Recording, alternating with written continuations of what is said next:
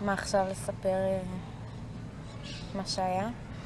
אני בלי קשר נורא חרדתית למצב, מאז שאבא שלי נהיה רבש"ץ של הקיבוץ. נורא חרדתית, צבע אדום וכזה. והיה צבע אדום, ישר זה כבר אינסטינקט לקום, לרוץ לממ"ד, לחץ מטורף, אני רועדת. ובדרך כלל אבא שלי יש לו ידע ביטחוני, אז הוא אומר לי לילה קודם, כדי שתשנה היום בממ"ד, עומד לי עוד משהו, ואני אומרת לו, למה לא אמרת לי? ישן בממ"ד, הוא אומר, שי, אני לא ידעתי. אני זוכרת שכעסתי עליו. ואני בממ"ד ומתקשר אליי חבר טוב, והוא אומר, הוא גם מכפר עזה, הוא גר ממש על הגדר, והוא אומר, שיילי, אני רואה מישהו על רחפן, על מצנח, מגיע לכיוון כפר עזה. אמרתי לו, מה ישנת? מה אתה רוצה? כאילו. הוא אמר, אני חושב שזה מחבלים, תגידי לאבא שלך. בתוך כדי חברה אחרת שלי כותבת לי, שיילי, יש לנו מחבלים בבית, תקראי עכשיו לאבא שלך. כאילו, כולם יצרו איתי קשר, כי אבא שלי לא ענה, והוא אחראי על הביטחון. השעה בערך? השעה 6:40. אמרתי לחברה, אבא שלי בא הכי מהר שאפשר, הוא הולך לנשקייה להביא נשק, והוא בא ויהיה בסדר, והוא שומר עליכם, והיא אמרה, לא, את לא הבנת, הם כבר בתוך הבית שלנו, הם מתאבקים איתנו על הדלת, ב-6:40. בשלב הזה כבר איבדתי את זה, לא הייתי יכולה להיות עם הטלפון, ראיתי שיחות, מתקשרים אליי בלי סוף, לא יכולה להיות עם הטלפון.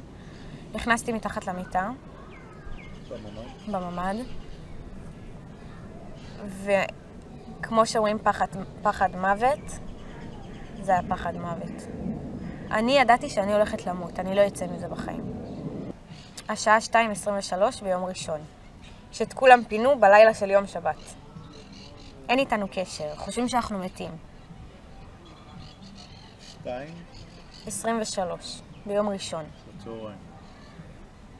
אמא שלי יוצאת לעשן, במקרה רואה חיילים, היא אמרה להם, בואו לחלץ אותנו, והם אמרו, תקשיבו, כולם חושבים שאתם מתים, חשבנו שיש איתכם מחבל, וקודם מפנים אזרחים, לא הגענו לכם עד עכשיו בגלל זה. והם באמת באו, אמרו, תארזו את הדברים שלכם ותלכו. מגיע 4 בצהריים, אף אחד עוד לא בא. אמרנו, טוב, נשאר פה עוד איזה שבוע, לא האמנו כבר לאף אחד. ובאמת ב4 ומשהו חילצו אותנו.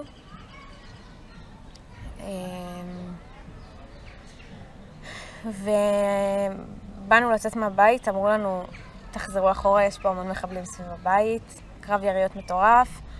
יצאתי מהבית, ואני פשוט רואה שאין קיבוץ, אין בתים, אין שבילים. הכל גופות ודם, וגם תוך כדי הנסיעה, אז הסתכלתי מהחלון וראיתי דברים שלא הייתי צריכה לראות.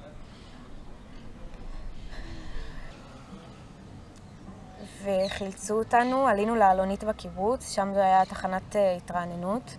אמרו לנו, קחו אוכל, קחו מים, אתם לא יודעים לאן אתם נוסעים ולכמה זמן.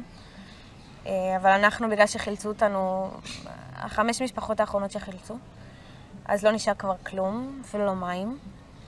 ואז פתחתי את הטלפון והבנתי שכולם כבר הספידו אותי, כולם חשבו שאני מתה כבר. בן זוג שלי היה בפריז.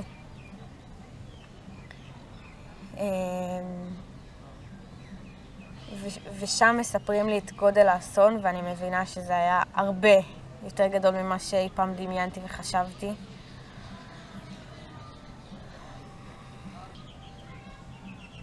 וחשוב לי רגע לספר גם את הסיפור של אבא שלי, בשביל זה אני כאן. אבא שלי יצא מהבית ב-6:20. הוא יצא מהכניסה האחורית של הבית לכיוון הנשקי... שחר אביאני. הוא היה רבש"ץ של הקיבוץ. הוא יצא ראשון, וחיכה בעצם לכיתת כוננות שתחבור אליו, והם הלכו לנשקייה, שזה ממש מאחורי הבית שלנו. בנשקייה כבר חיכו להם בסביבות 50 מחבלים, שהם 4. משהו קצת מנחם, נודע לנו שאבא שלי הרג 30 מחבלים, ומצאו אותו מת שהוא בקריאה על הבטן, והוא היה רוצה למות ככה. שהוא שומר על המשפחה, שהוא שומר על הקיבוץ, ושהוא מת כמו גיבור. ולא מפסיקים להגיד לי, הרגשנו ביטחון בממ"ד, כי ידענו ששחר בא, אמרנו לילדים שלנו, תכף שחר בא להציל אותך, וזה הרגיע את כולם, הידיעה שהוא... ואני הרגשתי ששומרים עליי. לא מאמינה באלוהים, אבל הוא שמר עליי.